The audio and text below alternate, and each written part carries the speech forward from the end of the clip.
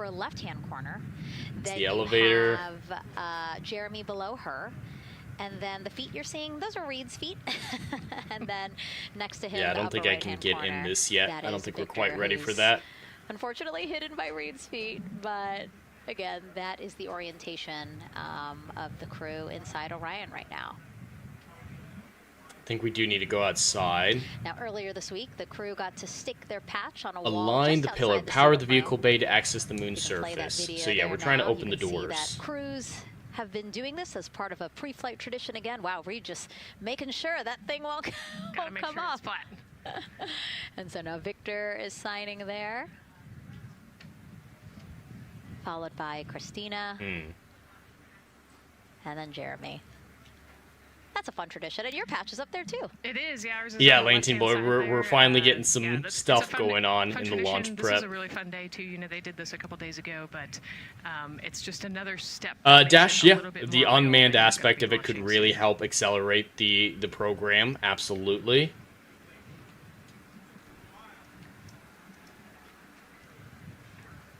Alright, is there anything in Again, we here? talked a little bit Yeah, about that'll this help. I before. still don't think they're gonna be basically, doing that in 2028. A computer there on Jeremy's. You're saying that the Artemis logo is just an upside down Superman logo? That also Reed and I mean, it's supposed to be an A, getting to but see I both could those see it. much I bigger could definitely displays see it. from Orion. Right, yeah, it's basically a tablet we on didn't his need to leg, do that. and it's actually plugged into a cord nearby. Didn't need to do that that. allows him to have a screen repeater. So Up he and can back see what here, they're that's looking at. important. And it looks like he's taking notes. Can you talk a little bit about what that is? It's part of. Oh, now I can enter it. Like a little I don't know what the procedural fuck book, right? changed Yeah, so since they the have last time what we call a knee I board, tried, and they'll but have blank pages to take notes on. They might have a cue card. Or Oh, it was a procedures, different or one. Okay, they can I be see. Kind of custom built to what each crew member wants for their knee board. This mission, of course, built by people and companies in all 50 states, as we've been saying throughout the broadcast, and with our international partners as well. Let's take a look at some of the people playing such a big role in today's test flight. What we're doing Oh yeah, here the Superman theme is a song would be collaborative great effort of during hundreds of launch. thousands of people. We're an This is hour and a half away. The parts, We're the so hardware, the close. software, the services, all coming together to make that mission possible. My dream for this space program is that we would not just push the boundaries, but that we push I them think we're together. heading to this location up here. Liftoff of Artemis 1. We rise together, back to the moon and beyond. It takes a team to do great things. And Artemis I'm getting hyped with this has an video. incredible team. We have international partners. We have commercial partners and industry partners. All right, It takes realign the unity pillars. to accomplish great things, and that's what this Is mission it not this about. thing? Oh, it's not that thing. Oh, I have a quest marker finally in this game. All right, we're gonna head to the and quest lighting on marker. fire. We're putting that We're money pro right gamers back here. into the economy in ways that benefit everybody. So every dollar that comes out of the treasury that goes to support this mission goes back into the treasury 3 times. What is very important to me is Here that we we go. do it the right There's way. one, there's and that we two. do it Perfect. with our values, that our industries grow, that our communities grow. that our The first families are healthy the and safe, and catchphrase have for the amazing first things to movie work was, on. "Yeah, you'll believe a man can fly." Then we're going to build machines to go. This is a great even further catchphrase. on Great to Mars. technology. Yeah, Karen, you're right. This music, it's getting me in the mood. Let's go. The starting point of our exploration future. Do I not have any I oxygen? just want to say thank you. Oh, I'm gonna to drive in. all I of see. The hands that have touched a part of this program and the hearts that have moved everyone to this goal, because we're going to the moon and we're going beyond. One team. One team. One dream. What I really like about that package is, again, just reminding people that this is spurring so many jobs across the country. Yeah, across the country and across the world, right? Yeah, the whole world it's is a really part of it this. helps the Artemis economy, Accords and we are definitely signed need that by right over now. 40, 50 different countries, and so, yeah, we're taking all of the taxpayers' money and we're putting it right back into the jobs here in the U.S. And the money, too. You know, when we have more disposable income because we have good-paying jobs, that's money that goes back into our economy as disposable income. So really, it is just an ecosystem that NASA is proud to be a part of. Right. And not only is it about the money and the economy, right, but They it's do need to also have a about the conversation science and about we're what gonna they're learn bringing and to the table, exploration. because there are a lot of people On out top there of who all of think those things, exploring we space is a benefit waste of the money. economy as Now, not talking about the conspiracy Obviously, theorists or anything like that. Nicole Just is, everyday a people. There are a wealth of lot of knowledge. people We're who very lucky think to have her. We're there's gonna no be tapping point into that and it's a knowledge waste of throughout money. the So they broadcast that we do have been absolutely have to for have these now, conversations. close to 4 hours. So thank you, Nicole. I hope you're holding up okay. Yeah, I'm loving it out here. It's been great. Let's learn a little bit more about Nicole. Her first mission to space was actually last March. She launched from here at Kennedy Space Center as pilot of NASA's SpaceX Crew 10 mission to the International Space Station. And what a beautiful launch that was. She spent 148 days in space conducting science That's all you heard? experiments They're that taking could the benefit taxpayer us money? on Earth. For example, one studied the physics of liquids, which could help researchers deliver medicines more effectively. She also conducted an almost 6-hour spacewalk to help upgrade the orbiting lab's power system. Nicole is a lieutenant colonel in the U.S. Air Force and flew Lantine, the one set of space missions I'm oddly enough the most interested in are the asteroid mining missions. Yeah, if we ever get there, there's a lot of resources that will be available there. Why, Mars is actually not a bad location for deep space ship construction. If you're passionate about something, go for it and see where that takes Yep, you. a lot of money to be made in space, absolutely. And the technology that's developed to get us there. You know, just kept working hard and never got bumped off the path and ended up here.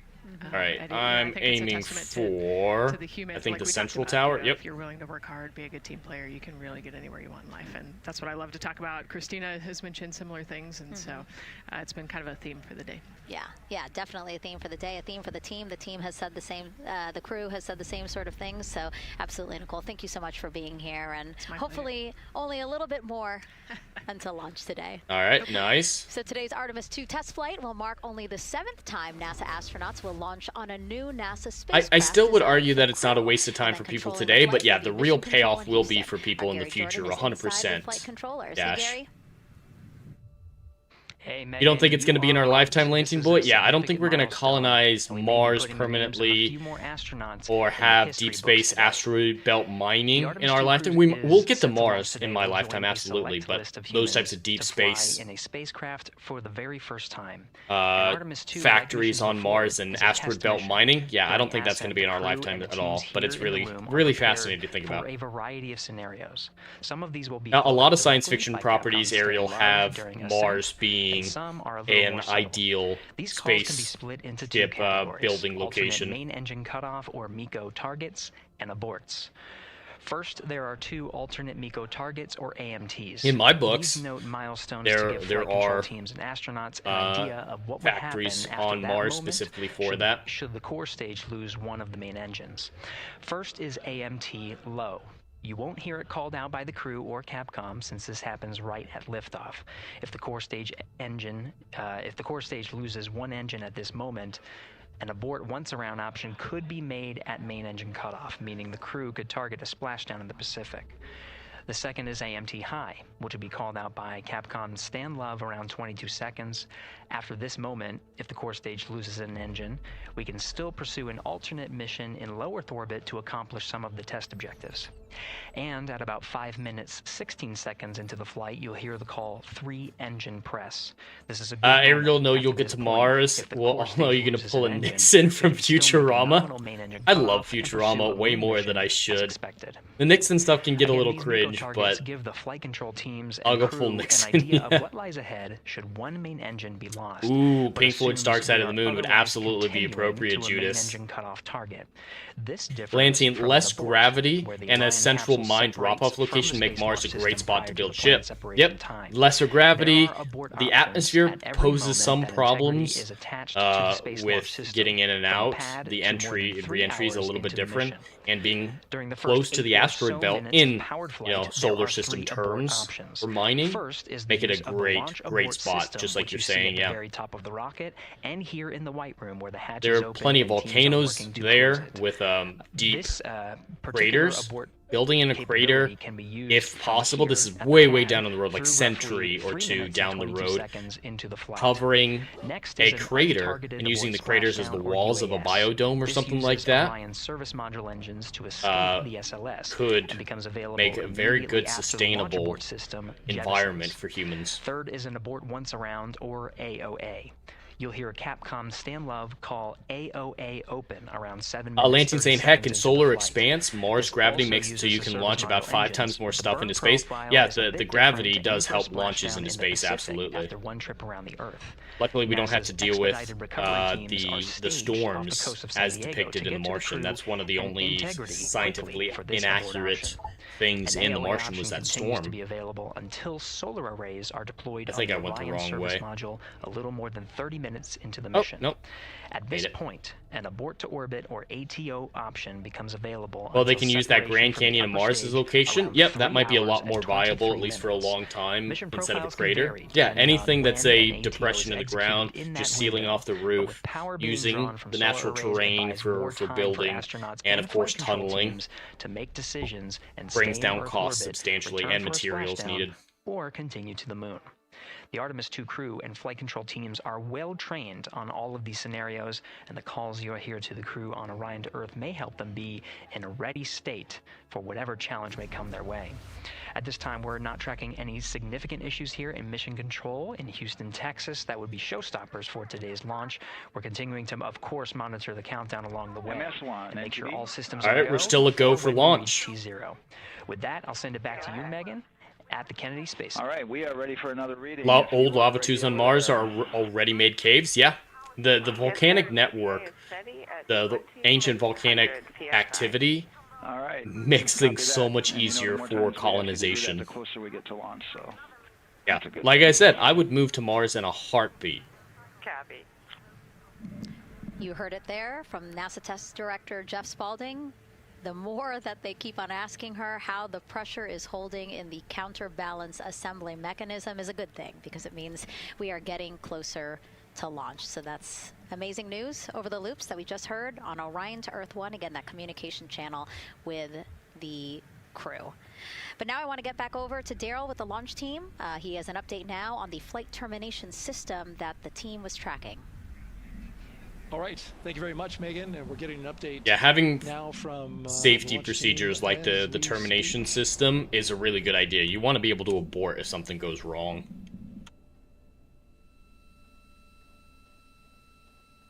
All right, stand by 1 second.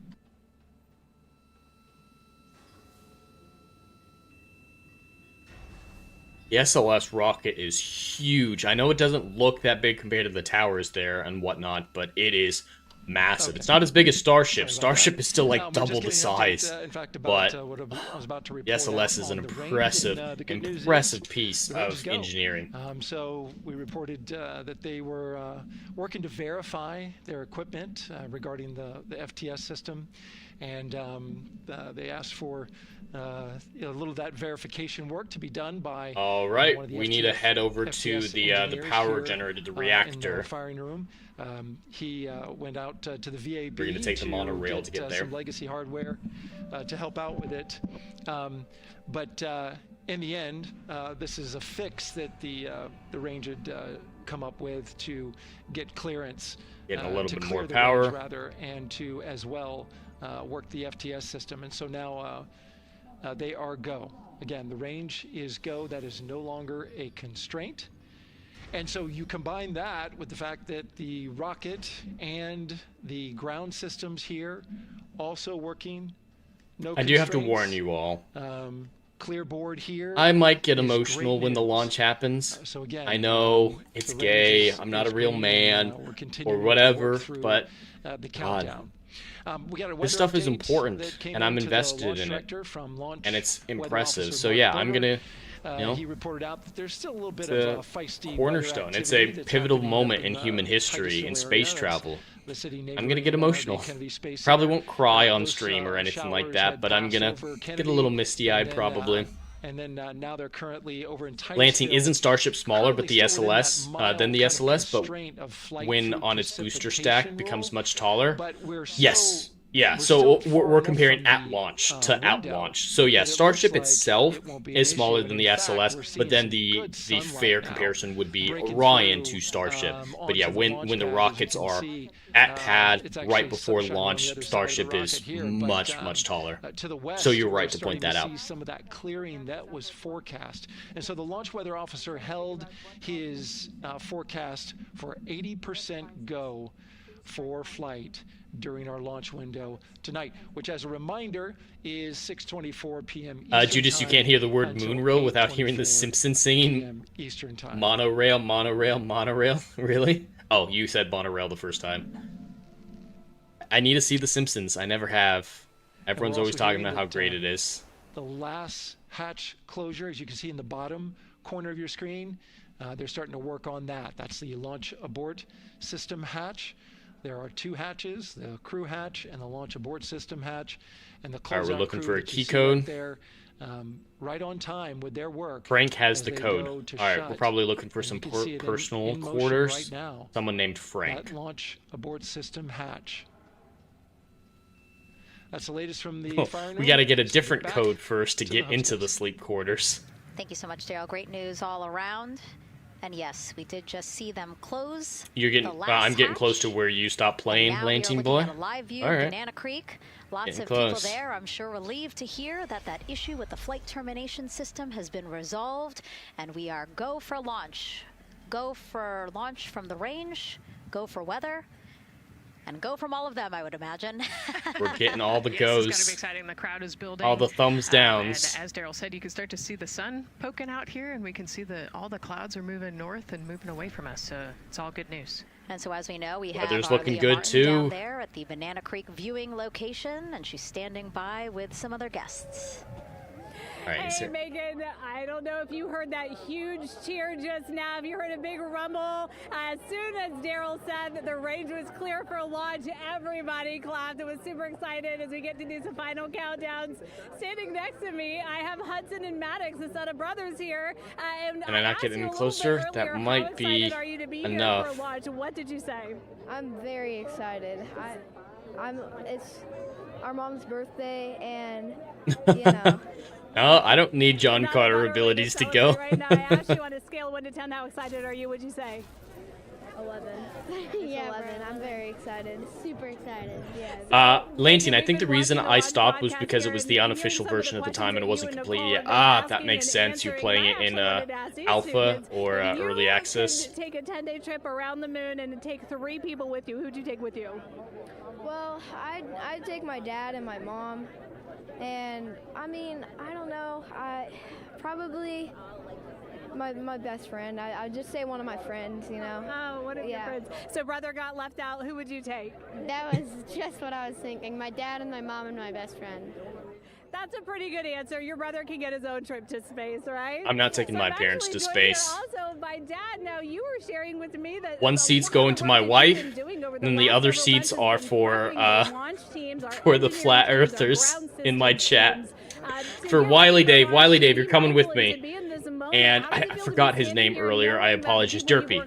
Derpy and Wiley Dave will be going with my wife and I up to the moon. What they were born to do, moments away from launching this rocket. All right, open that this is up. An exceptionally happy moment for us and all of us and the people that are, you know. Yeah, John Carter is a John Carter's a good movie. I'm grateful to know that we've helped in some way, shape, or form. It did not deserve to flop like it did. Calm, you know, in such an exciting time within the agency. All right, 1881. And so to just be here and witness it and know that, you know, they've got some tools to help them stay calm and steady is everything to us. So.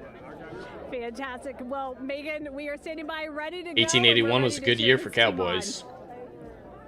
Golden era of Cowboys. Thanks so much, guys. And yes, Leo, we did hear that cheer. That was very exciting. I think the vibe over there is they're celebrating, right. they're having fun. And here, once they heard that we're go for launch, everybody had to run back to the camera. And we're looking for Frank's room. It's a little bit of a different vibe, but I definitely think that people are excited, especially as we see now live inside of the White Room at the launch pad. That's the code to get in here. Has closed the launch and also by unofficial, I mean I was quite naughty at the time. Okay, I see what you're saying. I think all of them. Except for one. Yeah, they did not market and promote John Carter properly, absolutely. And then they felt around the perimeter of the door to make sure that everything was sitting. 1881 was the code to get in we here. talked about how heavy the crew module hatch is. Frank, that's very good. Probably, and so, you know, they're working the closure here and working what those I was just looking connections. at. You can see, yeah, there's still 3, 4, 5 people that we can see in the White Room. It takes a lot of people to get this these hatches closed and this rocket ready to launch. Moon Man. And see so those the next magazines step around in here the a lot. countdown is that this team will start And this is closing the out the yeah. white I room. opened this So up earlier. basically disconnecting things, stowing things, That's making how sure that he got in here. when they leave, Where's there is Frank's nothing bunk? that isn't supposed to be there. And really, then at that point, it's just all four of the crew members. They can't Victor, both Reed, be 1881. Christina, and Jeremy by themselves at the top of the launch pad. Maybe I should actually read and that then, note. Eventually that crew access arm will move away, and then it'll really just be them up on top of that rocket. Yeah, Also kind of a bad year considering that age was coming to an end. Yeah, you're right as well. Yeah, we had a moment. We talked a little Right, bit about my fear. where heights, but would most of our Frank crew is put it? afraid of Yeah, heights, and so there was a 1881. moment where I That's how I realized got it was in just here. us, 100 and some odd feet up, and no crew access arm, and may or may not have said something that made everybody go, huh. Were you wondering to yourself, what? How did I get here? We're pretty far up. All right, I'm gonna check back in that room. That crew again bringing that drag-on camera. That camera is a handheld camera that is a live look. All right, is there for anything else teams down who here? Are remotely watching I opened these up that. operations closely. Again, verifying that things are as they Legatus, should it be also did not help that before they the took parts crew from several starts. stories to make the film instead of one book, Closeout one crew film. starts leaving I've heard that the as well. I know there are a ton of books for John You Carter. see them I've never read any of them checking though. their procedures. Yeah, there's See, nothing they're else in also- here. they're covering the ends of those hoses. That's to protect those hoses from FOD, so we don't want any dirt or anything to get into those while we transport them and stow them. So you can see Andre there working to close out the hoses as well while they're cleaning up the white room. And so It's gotta be they'll in this tape room. That close. You just saw number five holding some tools. All right, Frank does live in Again, here. they'll stow those away. You have to account for everything. Obviously, they did have tools. out. Ariel, They yeah, did there were have, supposed to be a lot of procedures, sequels. They paper, invested notes so out, much like, all money of that into has them. to go. Yes, and you can Is even it see on Victory's 1881 for hat, he's got a both? string that's connected It's to his, 1881 his suit for there. both That's, codes. Again, just to make sure that we don't lose anything. If a gust of wind or you get knocked or something, you don't want to lose a single thing in the white room. So everything is tethered, 1880. everything is accounted for. It was the same code for both. What's the point? The crew now. Another live view of them inside Orion. All right, maintenance was unlocked. Jeremy, Christina, Where did that get Reed, unlocked? and Victor on the right side of your screen. What do you think they're thinking right now, Nicole? Oh man, just over an hour Well, to launch. considering I was like 11 when they filmed John Carter Ariel, I don't think I could have played the role. You can see Reed's got his feet crossed, so I think just trying to relax and pass the time by maybe thinking through the items. All that right, they're gotta gonna activate a monitor few through of the these. launch. It looks like, oh, this is a puzzle. I gotta the figure out how to different, activate all of them at once. Jobs that each of them have So- throughout the launch, and once they get to orbit, this first day on orbit is actually really busy All for right, them.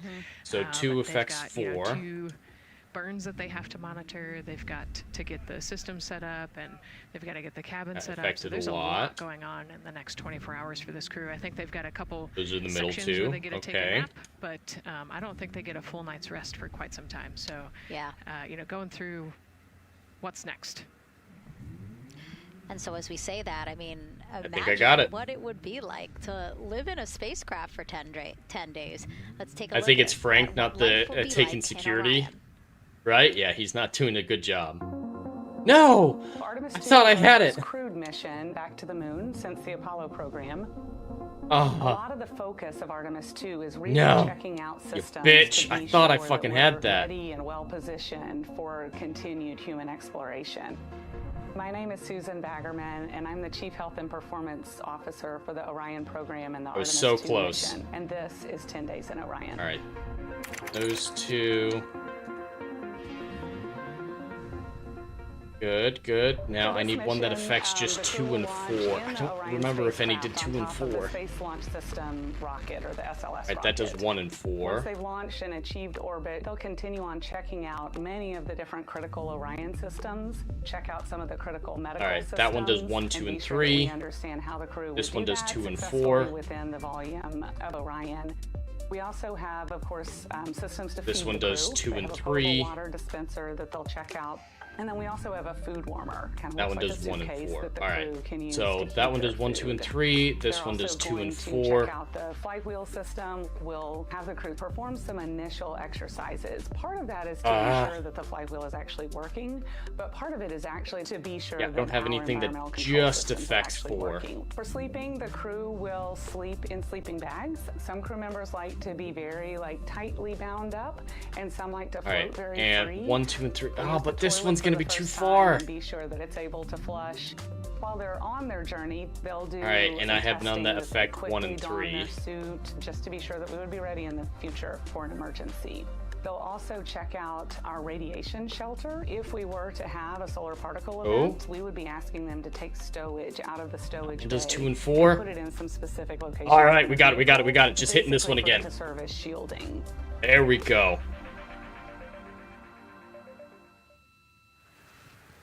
And so I want to talk a little bit more about what we just heard in that package. I am interested in the space food. All right, we started it up. So Reed, Victor, and I think that Christina, unlocked and the have a airlock menu to choose from, so that's really cool. We're actually going to pull up a graphic now that kind of shows you some of the food that they're going to have with them. I figured on it out, their chat. journey around the moon. We know of more than 10 types of beverages.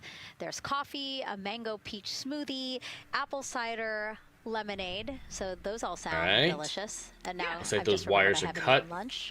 They're actually not too bad. I actually have a mango peach smoothie with me today. No way.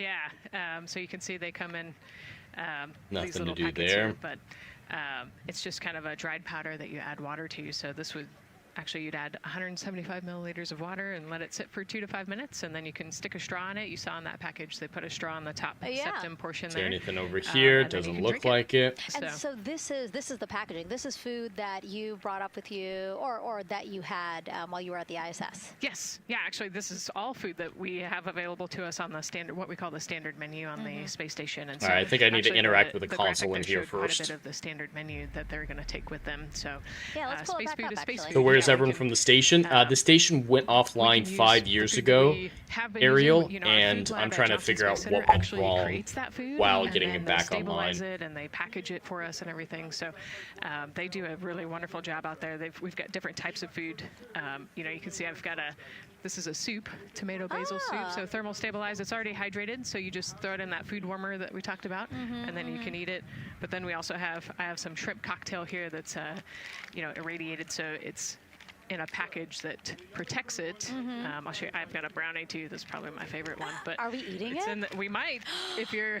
Yes. Look, So- see, they want us to eat. I don't know what happened, but it worked out. What And we're we saying are is- at L-1 hour. Only an hour left until the launch of Artemis 2. We're getting so close. We're getting so You got to close. put this in the food warmer and get it nice and warm, and then you can get it. But The time has so almost what we do is come. we just take scissors and you open it up, and then it comes right out. So these brownies are nice because they don't have a ton of crumbs, and so you can actually just eat it pretty easily in space. You know, if you imagine, that would not happen in space. It would not fall. But yeah, so we've got All right, I all sorts can't of do things that you anything can there. actually eat. The That menu's looks like it pretty got good. tore Pretty out. diverse on the space station, and then as you saw, pretty diverse for Orion. Nice. Yeah, that's amazing. And again, here's gotta a be look at the something with crowd, these. that's starting to continue to grow here as we get These closer and closer to launch. archways. We are now under an hour from the opening of our 2-hour launch window at 6:24 Yeah, p.m. there's Eastern nothing time. there to get and out. So let's take I some remember being questions stuck from on social media. here We for a haven't little taken some of while. those for a while. You put that brownie away, Nicole, or I'm going to steal it. Nicole, we have another celebrity who submitted a question. Let's take a look. Okay. A quick question for the Artemis crew. I have no idea who What that is. food from Earth would you bring with you into space? And why would it be lasagna? 'Cause that's the Lasagna. greatest food. Again, not really a question. Yeah. Because he was like, it's lasagna. It's got to be lasagna. You know, there is lasagna on space station, and it wasn't too bad. I feel Probably like not something my is missing from favorite food of all, here. but, yeah, lasagna. I gotta go back inside before I run out of air. High-calorie meal. If you're trying to, you know, carb load for a spacewalk or something, it's a great option. Yeah, I remember Christina saying that her favorite food on the menu, and actually, she was saying that she was getting in trouble because people kept on saying, you can't eat mac and cheese every day, Christina. You know, we mentioned the mac and cheese and brisket earlier. I'm just checking if there's anything else over here. That would be great. Frank is the sounds code. Delicious, delicious.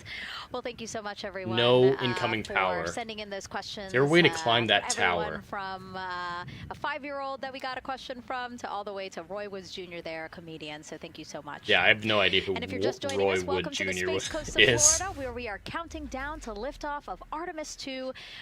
You see a beautiful aerial I don't see a shot ladder. there of our rocket on the pad. For the first time in more than 50 years, we are sending humans to fly around the moon and back, and we're taking you all of you with us on this next chapter of human spaceflight. I'm NASA's Megan Cruz, and this is NASA astronaut Nicole Ayers. Great to have you here, Nicole. Yes, this has been a beautiful day. Excited, we're continuing to march towards this launch. Yeah, and if all goes as planned, this crew could travel farther from Earth than any other humans before them and see parts of the moon no one has ever laid eyes on. How exciting. Yes. Exciting is an I've understatement. activated all of those. They're good to We're going to go. see the far side of the moon for the first time by humans in a long time. It's important. And as the crowd again builds behind us, more activity that you're seeing here at the Kennedy Space Center press site. We also have a ton of people gathering around the world to watch this history way up there. No. moment. So let's take a Gotta look be something at in those here. watch parties now. Oh. That crowd has grown. Oh yeah, I've been there in the Kennedy Space Center Museum that they're showing right there. Closer to launch, we are seeing more and more people gather All together, right. wanting What to did I experience miss? this together. There's some not piece of just in a equipment vacuum that at I home, need you to know? take Yes, out this is there. so exciting. Look at all of those people. That's the monorail. And now here we are back in Seattle, the Museum of Flight. Again, people gathered there to show their kid. We see someone walking in the second row there. His first crewed launch to the moon. How exciting. That is exciting. Hello, everyone. Woo. Oh, that's so great. And now let's get you up to speed on what's happened so far. Again, we are now within an hour of the opening of our launch window. So what has been happening? Yeah, there's so far nothing in today? Well, a here. lot. After waking up and grabbing a bite to eat, our Artemis 2 crew suited up inside the historic crew quarters, a tradition that dates back decades. Teams helped them into their custom Orion crew survival suits, and just like other crews before them, I'm gonna they fly gathered around as the this table thing for a so I have card more game time to out pass the there time, but to while I also figure this out. burn off any lingering bad luck. All right, so I've before done all they 4 of walked in those. the footsteps of every NASA astronaut launching from Kennedy Space Center since Apollo 7 in 1968. They walked outside the Neil Armstrong Operations and Checkout Building to greet a crowd of family, friends, supporters before getting into their... Oh no, I dropped out completely. Fuck, Spectrum. Here in the next few minutes. And for how we're looking with the launch countdown milestones... All right, are we back? I dropped mail out and the launch control completely center. for a second there. Are you guys able to hear me? And, as you God, can I see hate there, Spectrum. Finishing touches, as you've been talking about. Yeah, I dropped down the to 0. which brings me to that subject because Oh my God.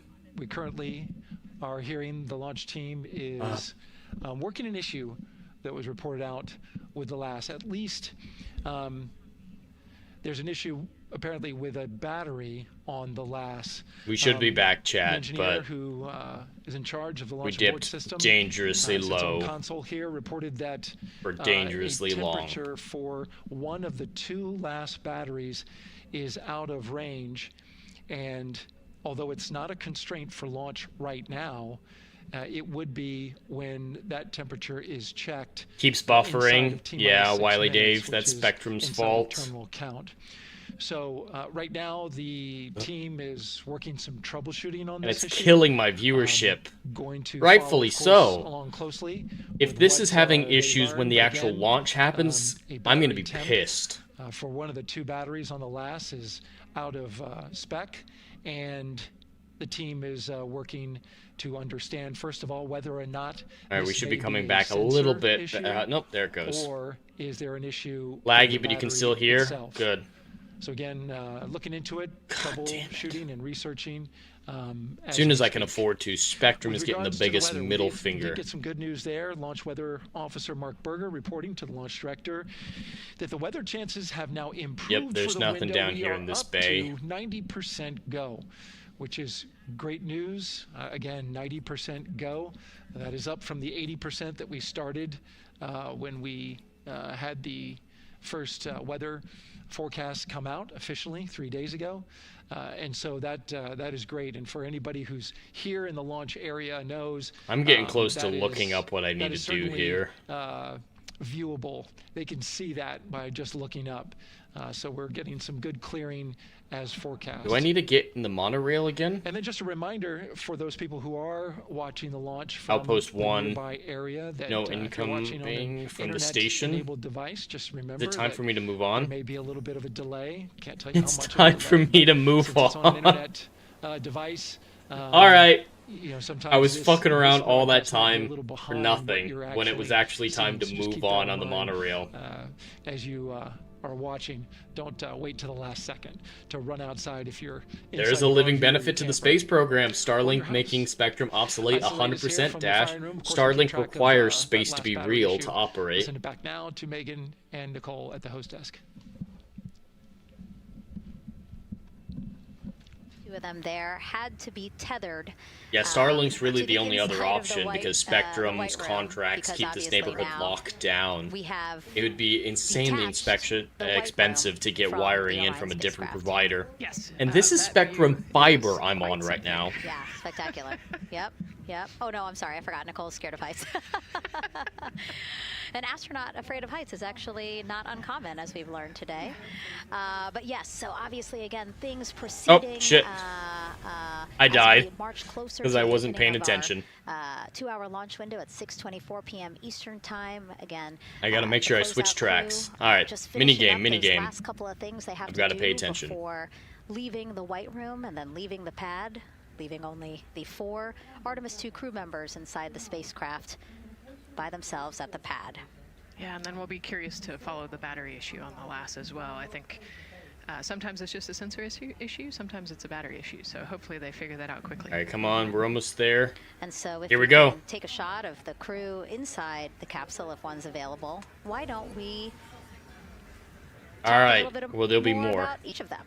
So we have Artemis 2 Commander Reed Wiseman, Baltimore native, and he's actually welcome back, Leontine boy. In that shot there from inside Orion.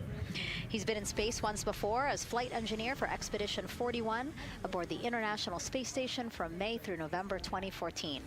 During the 165-day mission, Reed and his crewmates completed more than 300 science experiments in areas like human physiology, medicine, physical science, earth science, as well as astrophysics.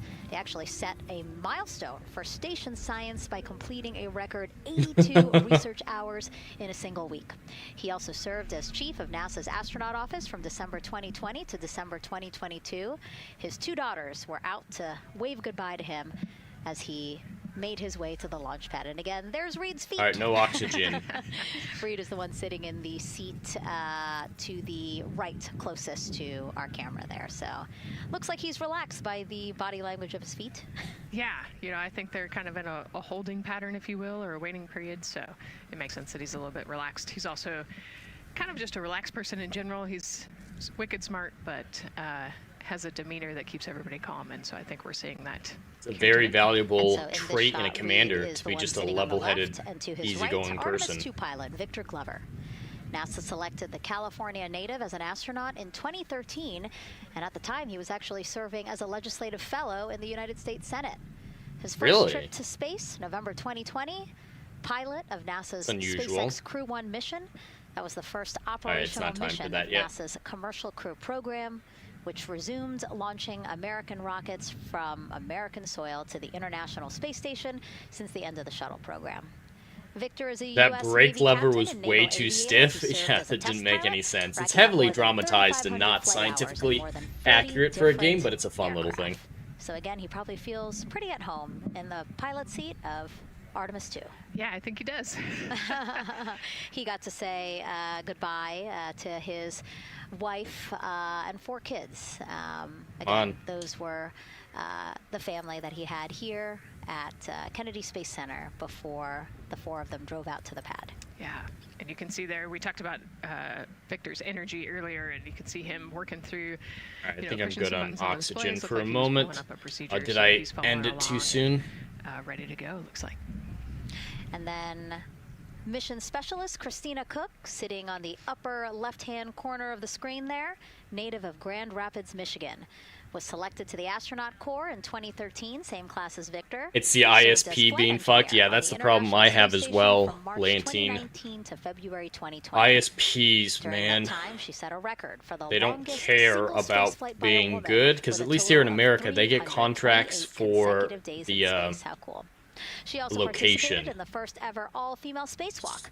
And before becoming an astronaut, Christina helped to build So, like, space neighborhoods are science instruments contracted and led with a scientific certain field work in some ISP of the provider, most remote and it's incredibly environments on the difficult to planet. get Her anyone hobbies who's include not surfing, rock climbing, community service, get a different ISP into a neighborhood. yoga, and photography. Go ahead, NCD. I think it's There's a couple little of, bit evil. Suppressed overvolt messages. We're going to go ahead and clear those off your Alright, screen. that closes the door. We see them and we copy. All right. NASA test What director. I need to do is get out here, get through everything, so and then he can close the getting close door. and then trying to talk that other issue that we just picked up a little bit ago, but I think work-wise we're doing really well. There we go. Sounds good, NCD. We're doing great on board. Glad to hear it. NASA test director giving an update to the crew. Some messages flashed on their displays. Just wanted to say that they didn't have to worry about that. We're going to clear that. And that also just reassuring the crew, again, that they are tracking and working the issue with the launch abort system battery. Yeah. All right. All right, pillar not aligned again. Canadian Space Agency astronaut Jeremy Hansen We got to get down to the vehicle bay here. As mission specialist on the Artemis 2 mission. The London, Ontario native. 45 selected as an minutes. astronaut in 2009. After that, he worked as Capcom at NASA's Mission Control Center in Houston. Capcom stands for Full Direct Voice Communication. Jeremy also participated in training exercises, really cool ones like living on the ocean floor off the coast of Florida to simulate deep space exploration for a week. In 2017, he became the first Canadian to lead getting a lowered NASA down to the astronaut surface. class. He also enjoys getting out on a sailboat, rock climbing, and mountain biking. He has I'd a love to wife get into and 3 sailing. children. And he's the one that you see bottom left-hand corner of your screen. I know, I'm trying to see what he's doing there. Christina's looking too. And so All right, we got 2 there's your different Artemis locations to crew check up on. inside the Orion spacecraft. Hope Spectrum And this comes is actually back. the 7th time NASA astronauts will launch on a new NASA spacecraft Oh wait, designed do I for need crew. to line it And up if you're again? wondering about the Yeah. first 6 crewed test flights, here they are.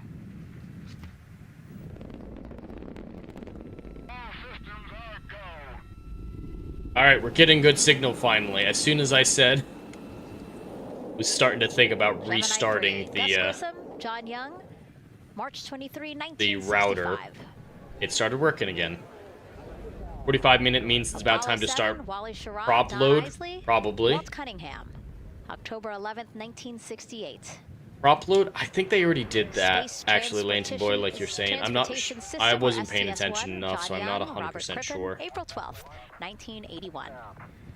Then NASA SpaceX Demo 2, Doug Hurley, Alright, is Bob it Behnken, lined up? May 30th, 2020. Is there some kind of followed by debris? NASA's I'm gonna go to the Boeing other one. Crew flight tests. Jed needs to start his own ISP, Jedstrom, June Ginger 5th, Snap. 2024. There is a red mark on And that now- one, so maybe I need to do this one first. Artemis 2. I can with start my Reed, own Victor, ISP. Christina, and Jeremy. I want to make my It own is publishing really company first. That would be the surprising, higher honestly, goal, to hear but that through all these decades, through all these launches we've had, this is ISP only just our for 7th, myself might be a new tad vehicle excessive, that but we're at least testing I crew. get it done. Yeah, you know, we have so many different missions that we think about and we talk about, but really 7 go. vehicles that we've tested and that we're flying. You know, I like to think of spaceflight really as an Only a permanent SpaceX can test, do right? pro We load in, have, you know, in less than hundreds of 45 minutes. missions or SpaceX so. is just on a league You know, on its an own. airplane that gets tested and then flown has thousands of data points, and so really spaceflight is always going to be in the test field, and I think it's important to remember that, especially as we put humans on rockets that we never have before. Yeah, I gotta get or this for over to the 7th other time side. we Can it start fit a underneath? new vehicle It in can. the new mission. Just getting word now that soulless internet. Rather soulless internet than a so non-functioning internet. Is preparing to leave the pad. It's exciting stuff. We are making good time, and the closeout crew is doing really well. 41 minutes, 43 seconds and counting until the opening of our window. And Artemis 2. Yeah, if at about the 25-minute mark, if I'm still having this many consistent issues, I'm going to restart my router. I don't want to, lunar and Mars missions. but I might need to. And I might switch my stream to a new link, which I don't want either. We're going back to the moon because it's the next step in our journey But this to Mars. is unacceptable. We need to go explore the moon. There's vast regions of unexplored areas with the coldest, darkest places in our solar system. This is a test mission, and when we get off the planet, we might come right back home. We might spend 3 or 4 days around Earth. We might go to the moon. That's where we want to go, but it is a test mission, and we are ready for every scenario as we ride this amazing space launch system. Yep, that is important to know. This is a test flight, so things are kind of expected to go wrong to a certain extent, and they might not make it to the moon. To innovate for the benefit of humanity and to inspire the world through discovery. And when we succeed and when we accomplish the things that we set out to accomplish, that inspiration not only can set up new things to happen, but it also is a reminder in tough times that we're capable of doing great things when we work together. The thing I love about the moon is that it's not just a beacon for exploration and this platform of possibilities for incredible missions like this, but it has benefits. That's actually why we're racing towards it. Those benefits are really wide in nature. You have everything from innovation, technology development, not only for future missions going deeper into the solar system, but technologies that come back to Earth. You have inspiration, a whole generation of people starting this pipeline of STEM workers and manufacturers and operators that are excited to see what you can do when you work hard and you come together as a team. All right. Whoa, Flying that doesn't around look the far good. side of the moon, seeing that Earth rise, taking images and video and It's sending got to them be back the other to one. you. The feeling that I have inside is hope. We know that Artemis 2 is not the solution for humanity on planet Earth, but it is a contribution in the positive column. We hope that just for a moment that people will pause and say, wow, it's extraordinary when you look back upon the Earth with over 8 billion people and you see this. As long as it doesn't go example of Apollo what 13 humanity wrong. can Yeah, do, this absolutely. Extraordinary thing when we set big goals And CDR NTD to achieve them.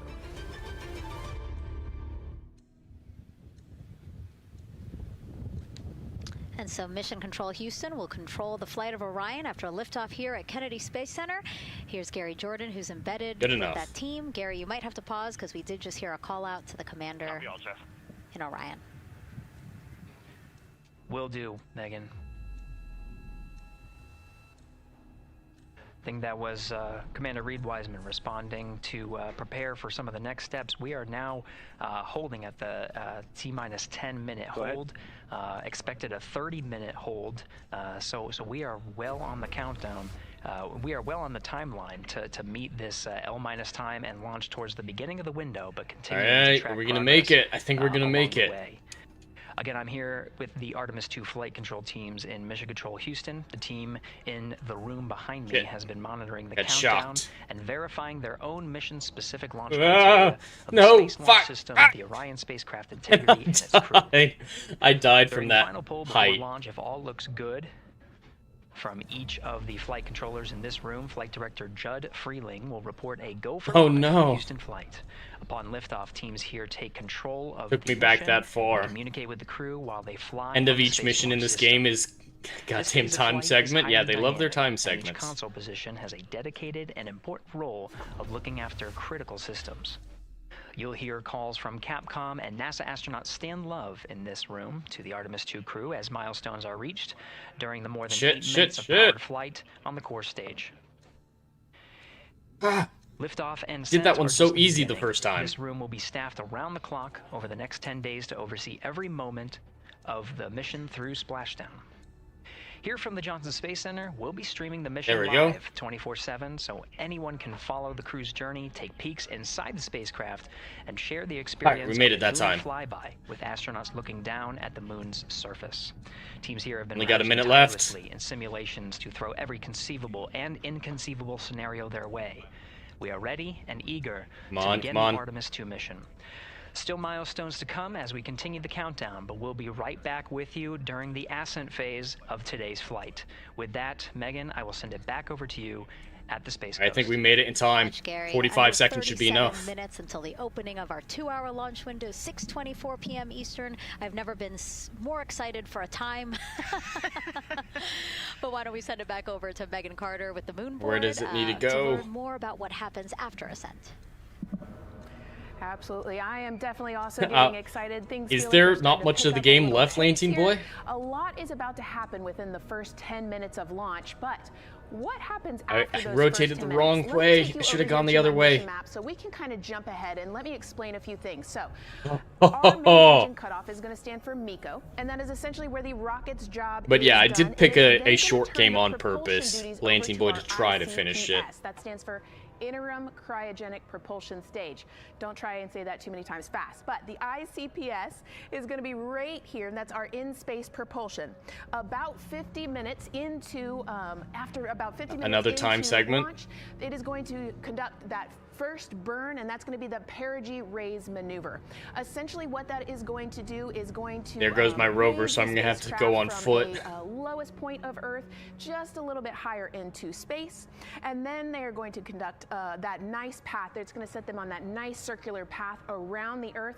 That's when they're going to start to be able to really check out this spacecraft. The Orion spacecraft is going to be able to, like we've talked about, be maneuvered by the crew. They're going to check out those life support systems, and communication checkout's going to be vital at that point as well, obviously. Then they will be conducting that another burn, and that's going to raise them just a little bit higher again. And then they will, it'll be about time for the ICPS to separate, and they will start another lap around the Earth as well. Now, the ICPS, but even after it separates, its job will not be done because they will have the opportunity to conduct something called the proximity operations demonstration. And this is going to be there's really oxygen important for our canisters spread future out like lunar this. missions because the ICPS actually has a target on it, and the crew is going to have the opportunity I think 2 to segments, maybe just one. maneuver All right, the so we are spacecraft getting like close. we've mentioned, and practice those docking maneuvers. Yep, they're Now, doing some obviously, docking they practices. Will not be docking for this mission, but that is again going to be critical for those lunar missions in the future. Now, all right, after that ICPS has separated and they've done that second lap, they're going to conduct 2 more burns. And what these burns are going to do is set them up to the high enough orbit and a fast enough speed in order to conduct the translunar injection. This is going to be that critical moment and that critical milestone where they are going to produce about 6,000 pounds of thrust. And this is that point that is going to take them out of low Earth orbit into deep space, and it's going to set them on that nice path towards that lunar flyby. And I know we have talked a little bit about why this could be a record-breaking flyby and journey to the moon. And with that, I'm going to turn it back over to Megan so she can tell us just why. Yeah, she's talking about the translunar injection is late tonight, I think. 248,600 maybe even tomorrow. I don't remember exactly, but it's not going to be anytime soon after the launch. They need to do those full orbits around the moon by more than 4,000 miles. Yeah, it's a long ways. It's tough to fathom 250,000 miles from Earth, right? I mean, space, the space station is only 250 miles, and so we're going, I don't want to do the public math, but we're going much further than that. But it's important, right? Because we want to get back to the moon. We want to see the surface. We want to see the far side of the moon, and the way we do that is by breaking distance records. Yeah, and the exact distance record depends on exactly when they launch, like the time, the day. So we'll learn more as we go into this 10-day mission with the Artemis 2 crew. But here we are, 32 minutes, 50 seconds and counting from the opening of our launch 32 window. minutes, guys. We're almost half an hour away from the launch of Artemis 2, which will take human beings back to the moon in the first time in over 50 years. This is history in the making, folks. Who wanted to wish our Artemis 2 crew a safe journey. Reed, Victor, Christina, and Jeremy, you are the real deal. Actor, You're director, flying to the producer. moon for all of us, and we are in awe. You're the true heroes. You are not just astronauts. You are pioneers. Rolling out actors for into the unknown. This is cringe. We will be all cheering you on from planet Earth. Hey, I'm Victor Wembanyama, and I play basketball in the NBA. He had to introduce himself, the others didn't. Because I have no idea who he was. Other types of astronomical phenomenon. And to the Artemis 2 astronauts who are shooting for the moon, I wish them good luck and Godspeed. Hi everybody, I'm Ryan. Hey! I play a biologist who goes to space to save the planet in the film Project Hail Mary. But I love this the though. Artemis This is 2 the cringe. astronauts are going to space for real, and they will travel farther from Earth than any humans in history. Sending all our best wishes to the Artemis 2 crew. I just want to say how proud That's I a am good of each one. of you and how inspired It's you make me. thematically relevant, But it's and not just about me. he, Your mission is the going to Project Hail inspire Mary future crew worked closer to generations NASA than a lot of scientists, films engineers, in the past athletes, ever and have. dreamers Like, to they do got something permission to use the that real never NASA thought logo. possible. Most films aren't allowed It's to use Hollywood that. Jr., and I want to wish the Artemis 2 crew a happy and safe journey to the moon. Well, around the moon. To go around, I know what you're doing. You got to look for a parking space. This is to go around the moon, make sure it's somewhere to park, and then you park journey. Good luck. He's supposed to be a comedian. A really good way to explain what the how this mission builds. Again, we are hoping to land astronauts. It's on actually the not a surface of bad the moon metaphor. in It's maybe Artemis 2 2 is years. trying to So find a yes, good we parking are spot. looking around the moon on this lunar flyby mission to see where we might park. Thank you, Roywood Jr. Okay, and as we look at this live view of the rocket, That doesn't on the count as pad, propaganda, there derp is derp. a It's just a spectacular cringe place video here at with Kennedy Space Center to watch launch from, and that's celebrities. the Banana Creek viewing area. Why don't we go back there where the crowd is excited, and Leah has the best assignment ever, talking to people who are super excited about being here for Artemis 2. Oh my gosh, Megan, you talk about the excitement being palpable. I'm telling you, everybody here on pins and needles as we get just about half an hour away from launch. I've been walking around talking to people, and I'm just struck again and again by how many people are here from across the agency. I want to introduce you to just a small portion of the people across NASA who have been supporting this It would be mission. really cool to be there. I might try to get a ticket for Artemis 4 or 5. That might be worth it. But I want to get the chance to hang out with all of you. Research Center, Office of STEM Engagement. Jennifer Becerra, Johnson Space Center of the Office of STEM Engagement. Here we go, right back here. Where are you from? I'm from NASA Glenn Research Center, Joseph Pinakitis. Joseph, here we go. Les Furman from APL. All right, Lantine Boy. Well, I appreciate the help you've given me so far. We'll see if I'm able to figure it out easily on my own with the distractions. Office of the STEM Engagement. Molly Kearns, NASA Glenn, Space Communications and Navigation. Matthew Pierce, Goddard Institute for Space Studies in New York City. Here we go, and right over here. Lauren Ring, Ames Research Center, Data Integration. Wearing a So we're mask coming together still. with one big NASA team, one big NASA family, and we have one major message before we launch tonight. Okay, guys, what are we going to say? 1, 2, 3. Wiley Dave, this has been scheduled for years. They've been working on this for a long time. So this isn't just a...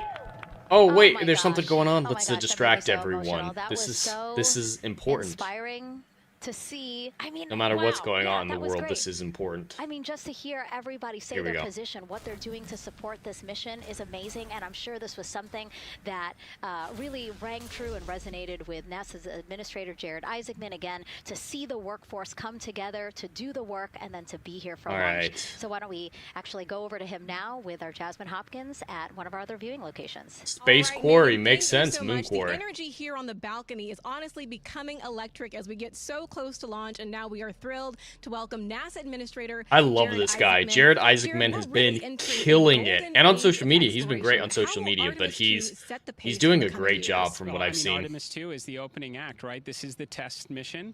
This is getting very comfortable with the SLS rocket, the Orion spacecraft. No humans have ever flown on this before, right? And we're going to put it through its paces. We'll go into Earth orbit for a little bit, make sure Orion's doing okay, and then we are sending them, right? We're going to send them All right, farther gotta figure into out where space than any this humans goes. have gone before, I think I'm going to 250,000 use it miles to away, jump up. and it's going to set up for the subsequent missions. That's why we're going into the golden age of science and discovery right now, because you're going to see a moon rocket launch in 2027. Come on, when we do our Spectrum. testing with the lander. We're going to go for the landing on Artemis 4 in 2028, and in parallel, we're going to build the moon base, right? And that is going to be filled with science discovery and tech demonstrations that's going to support the enduring presence we're trying to create on the surface. Absolutely. So honestly, history-making years ahead of us, you know, with Artemis 3 and 4. But first is Artemis 2. What will be our single greatest No. takeaway from this mission?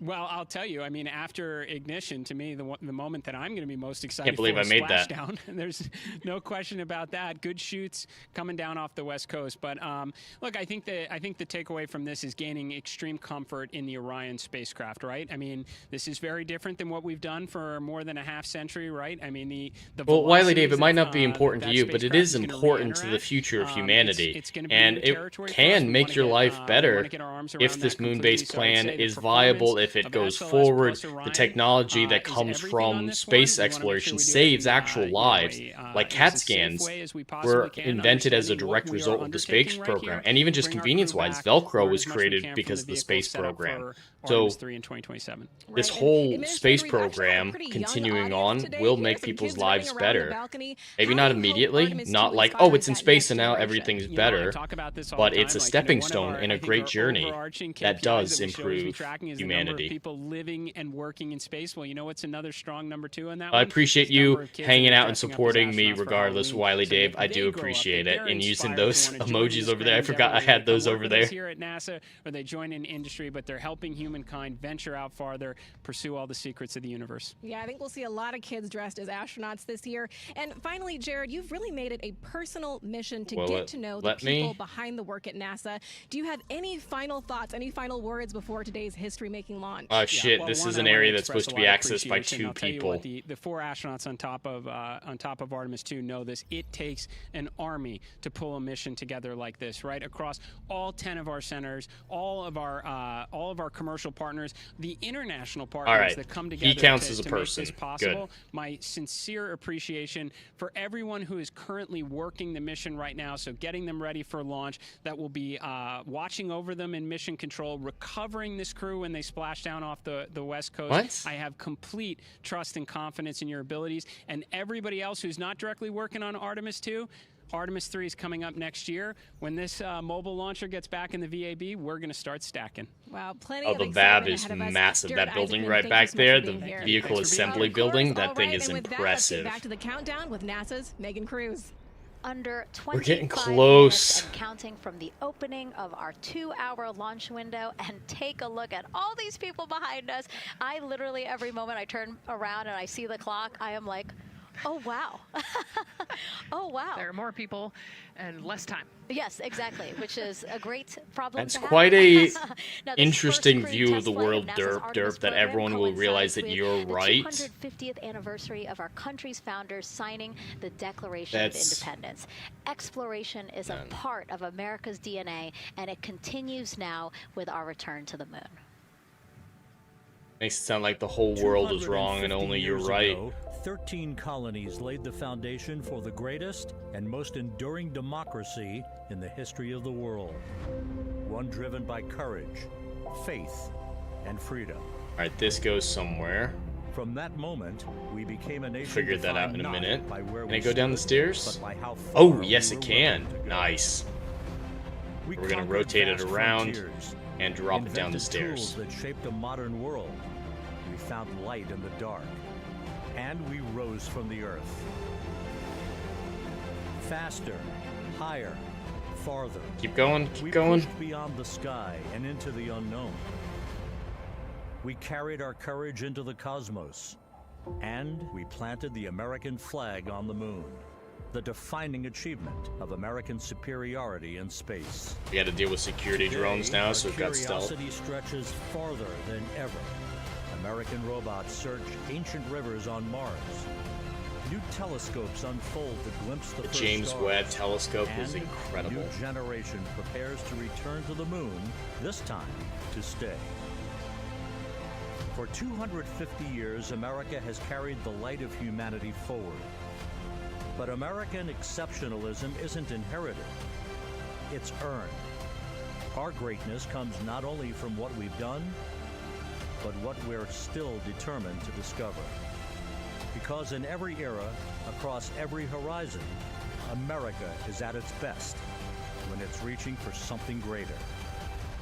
America celebrates 250 years, and we are leading the world into the future.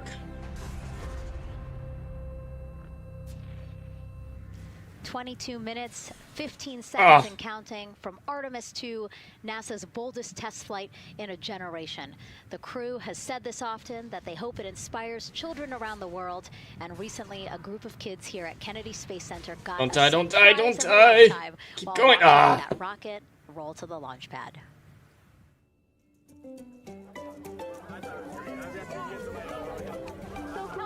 It's almost time.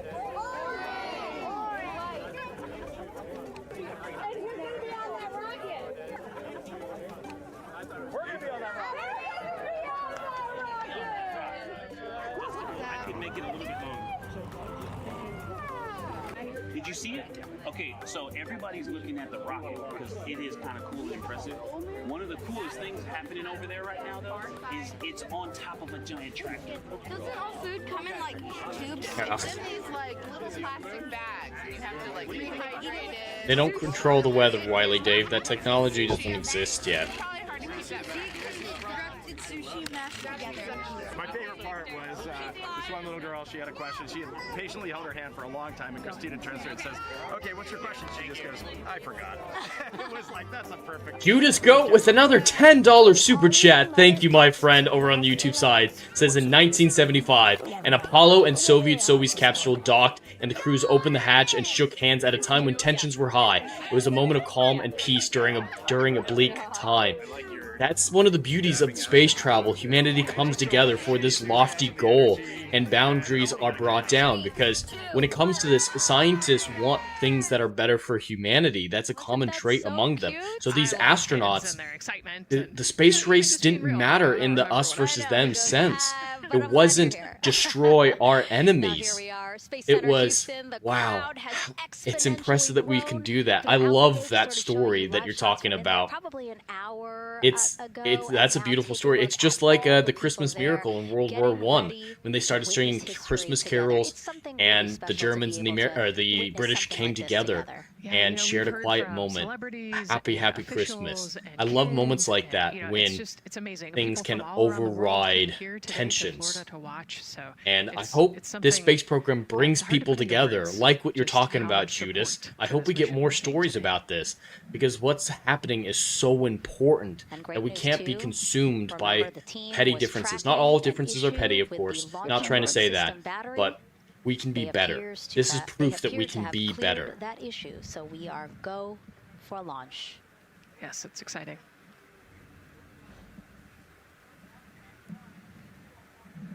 U.S. Space and Rocket Center here, Huntsville, Alabama, waving to the Artemis 2 crew sitting right there inside Orion. Inside of 20 minutes from the opening of our launch window, and right now we are targeting the top of that launch window, so we could be launching here in about 19 minutes, Nicole. Wow, I don't know if I expected this today. I'm excited, and I'm glad they were able to clear the problem with the battery. And then the Canadians ruined it. And everything has gone really smoothly today. It's been great. The weather cleared up. It's a beautiful day for a launch. And so now, as we are so close to possibly launch now, just what are your final thoughts as we are now, about where do I to need to go? embark on a mission back to the moon, the first time in more than 50 years? Yeah, just so proud of the crew and all of the shit, that's where I needed to go. I see. That made this happen. They are carrying the torch from the Apollo era into the Artemis era. And, as the crew likes to say, they want to be the shoulders that the next generation. And let's see, GLS, can you help us with that, please? I see. All right, I was going the wrong way the whole time. All right, I'm going to stop playing the game when we get too close and just pull up the full screen. The crew screen. wants to be the shoulders that the next generation can climb on. 001. I think it's in their patch. We're going for all. It's in the name of their capsule, integrity, representing humility and the professionalism of everyone that got them there today. So proud of them. We love them. We're excited for them, and we cannot wait to see what they see. Just leveraging everything we've learned so far as an agency, taking us from Apollo now to the launch pad here, 39B, with Orion and we made it. SOS poised to again fly us into the history books. And before we leave you now here at the host desk to get back into operations, that's not good. We just wanted to answer one question for you guys. We asked you earlier on today, what are you most excited for? And we asked you to go vote on Instagram and Twitch. Instagram, you guys said launch. Twitch, you guys said lunar flyby. So I think you guys will all be very excited since we are now about 17 minutes from the opening of our launch window today. And so with that, as we approach terminal count, let's send it back to Daryl Nail in firing room 1. Daryl. All right, thank you, Megan and Nicole, and just want to give you an update on the launch abort system that you just reported that they cleared. They believe, they're convinced, this is an instrumentation failure. So there are 2 batteries on the LAS. The LAS, of course, and with the help of my 2-year-old son's model rocket, Daniel said I could use this, so it's okay. The LAS is right here. It's the tower above Orion. Orion capsule's inside of here. It's used to pull Orion off the rocket in case the rocket something's going on with the rocket, either on the pad or in flight. All right, wrong way. 2 batteries are bad. Well, I'm sorry. One of the 2 batteries reported an out-of-family temperature, and it was very much out of family. And so they checked their data going back into the vehicle assembly building where they recharged the batteries and worked on them. And they have good, solid data, they reported, that tells them that this is an instrumentation failure, that there's something wrong with the sensor. And so they took it before the mission management team, which has to accept the risk, any changes to launch commit criteria, which this would be one, and they all fully accepted it. So now we are clear as far as that constraint is concerned. And one quick thing as we count down now, we are getting into the final minutes before liftoff. There's a 2-hour window. We haven't quite set the T0 yet, but this is a list of the cutouts. There are 150 cutouts that are included for this 2-hour launch window. And that's important. They're in very small print. That's important because there's basically 16 minutes inside this window that they cannot launch. And these are because of small things flying in orbit. There's a lot more things in orbit than there were back in Artemis 1 when we had 35 to 40 cutouts.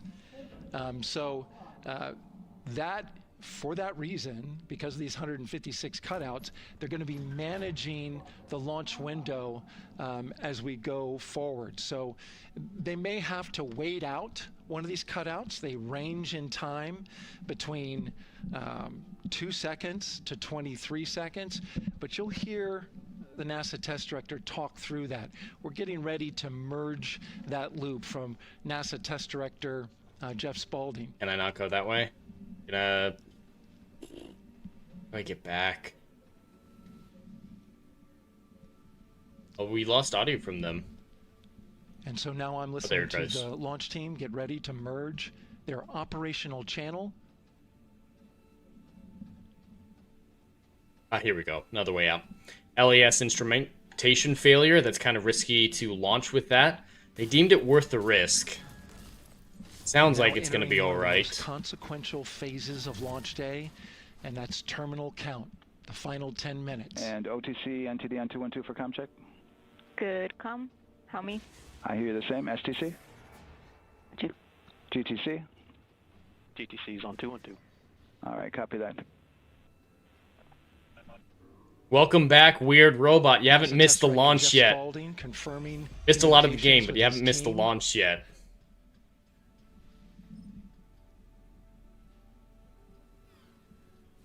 There will be 2 polls that we'll hear.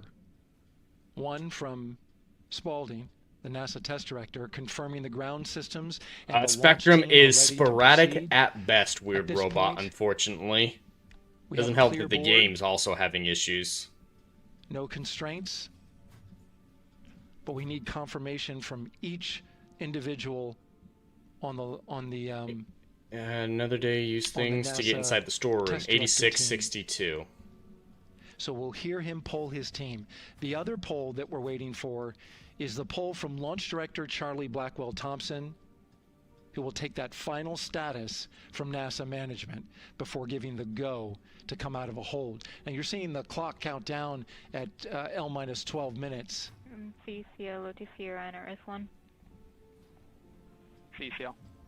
Yes, sir. Reconfigure ARS primary loop. I'm already in storage, though. Copy, that's in work. And CDR, OTC, Orion to Earth 1. Go. Yeah, can't get in and out of there anymore. Closed at this time. Integrity copies. NGDLP. Go. Yes, I had a discussion with C.I.S. and with MER Manager regarding the observation the C.I.S. had a few minutes ago. They were able to confirm with BCI photos that the condition that they observed has been there since 2025. MER Manager has doubt there's anything in the bathroom, but we'll check. Any constraints from either a C.I.S. or MER Manager perspective. And if the ship can make the trip. We'll extend that hold. Alright, we briefly went out for a second there, but we should be back. God damn it. CVSE 400-290, looking to verify that we are configured for ascent. Probably lost me for a second there, but yeah, it's a docking test and seeing if the ship can make it the whole way. So it's mostly the docking test that they're going to be doing. Copy that. I have an LCC violation of O-CT-004, S-band transponder anomaly. This was a transient LCC violation, so transponder 1 had a demodulated SNR estimate that went down to 2 dBm. Buffering again, Wiley Dave, yeah. It is now back up to 12, but we did lose that for just a moment. It does not appear that we lost our bit sync or carrier lock. Restart the router now. We lost our lock with the vehicle. So at this point, recommendation would still be go. I can't control Spectrum. We do have a pre-planned contingency procedure if we want to look at that. There's no guarantee that doing that would fix it. All right, let's see. LPE NTD. Yeah, we're not seeing that hit, so I guess the question for C.O.S.C. was that less than 3 samples? Is that below? CLPE NTD. Yeah, we're not seeing that hit, so I guess the question for C.O.S.C. was that less than 3 samples? Is that below our persistence? Fuck. Alright, and we're getting a little bit back now.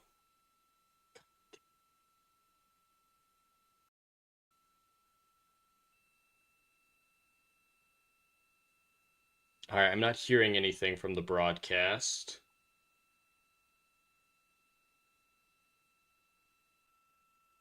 Yeah, taking a look at the data right here. Looks like that was a single sample. Alright, there they are. They're still there. Yes, does report that they also lost lock for about 5 seconds. So I would like to ask KUS and see if they also lost lock with the vehicle for any extended amount of period. And COSC, while we're doing that, these are 1/10 hertz measurements, correct? So we would have had to lose it for over 10 Kick went down again. Yes, sir, that's correct. It is 1/10 hertz. Yeah, so Alright, we're at exactly 10 minutes to launch. I'm going to go try to restart my router. It might kill the stream. It might not. I'm going to be as quick as I possibly can. Hopefully that gets us going long enough for the launch to happen.